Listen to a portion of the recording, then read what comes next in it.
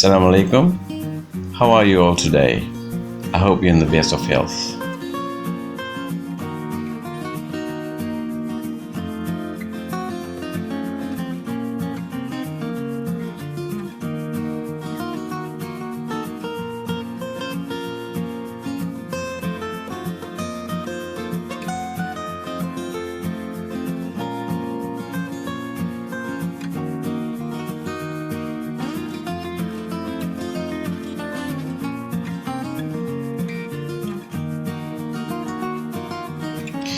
Right, as usual, we're going to look at the Malaysian chart, and then we're going to look at Australian, and then we're going to compare both of them. As for Malaysia, for the past few days, as you can see here, for the past maybe 5 days, it's actually dropped below 100 cases per day. So that's very good. I think that's a great job there, Malaysia. Well done. And for Australia, it has been continuously below 100 since 9th of April. So how many days is that? About 2 weeks. That's a great job, Australia. Looking at the cumulative cases between the two countries, both of them has shown some kind of improvement. Looks like the curve for Malaysia is showing some signs of plateauing below 6,000. That's a very good sign. Looking at the log chart now, we're seeing that the trend is now both moving sideways and downwards, so it's going to be kind of slowing down. The green line is actually showing both countries moving in the same direction, upwards and to the right. And as for Australia, it has moved downwards since around about 25th of March. For Malaysia, it has moved sideways until about maybe around 12th of April, and now Malaysia has gone down since then. So this is actually very good. In this last episode of coronavirus, I would like to explain about how I would turn this SIR model. The interesting thing about this exercise is that I can see that the susceptible population and the reproductive number can actually influence the number of infected people. So the question is, if we want to simulate the actual number, does that mean that we have to know R0 at a different time? Or we just use R0 throughout the period? Okay. To me, this is very interesting because I found an article that says R0 is actually changing during the period of the outbreak. It seems that we can only determine R0 retrospectively. There are some scientists around the world that are actually working on finding the R0 for different countries. I've come across this website that says reproduction numbers over time in 6 regions expected to have the most new confirmed cases. In this case is actually Italy, Russia, Spain and Turkey, as you can see here. And what's interesting, you can see that this actually looks like a tail from left to right, and the vertical axis is actually effective reproduction number, and the horizontal axis is actually the date. As you can see, there are 2 colors in here. One is darkish gray and the other is lightish gray.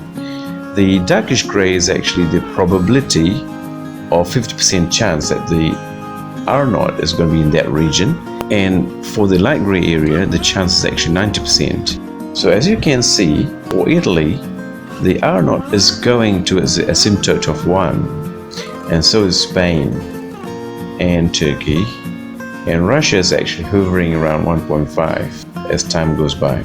I've searched for this value at epiforecast.io for Malaysia. I'm showing here the latest estimates of R0, the effective reproduction number, as at 9th of April 2020. As you can see here, Malaysia, the country of Malaysia is having effective reproduction number between 0.7 to 1. For Malaysia, it is indeed moving towards this asymptote of 1. We can actually use a value of approximately 1, close to 1, or even less than 1 during March and April. So really, R0 is decreasing over a period of time. There's an article published in PLOS, Public Library of Science website. This article says the theory versus data, how to calculate R0. I found some interesting fact from here. In this article, they showed that obtaining R0 from empirical contact tracing data and using this R0 as a threshold parameter for a population level model could produce extremely misleading estimates of the infectiousness of the pathogen. So they try to come up with a different way of calculating R0. Okay, I'm just going to explain my SIR model for Malaysia. In this graph here, I've used a population about 32 million. With this number of population, the infected population is going to be about 15 million, as you can see here. Okay. Right, I keep changing the number of population. As I reduce it to 13 million, then I've got the maximum number of 628,000 people is going to be infected. The peak is also flattened, and this is going to be around 5th to 10th of August this year. The number of R0, as you notice, is actually fixed at 1.41. The reason why I use 13 million is because the total number of population in those areas is approximately 12.5 million. So I just round it off to 13 million. And I hold the R0 to be at 1.41. As I reduce it to 500,000, the number of the infected people is actually 24,194. And the peak is around 18th to 24th of June.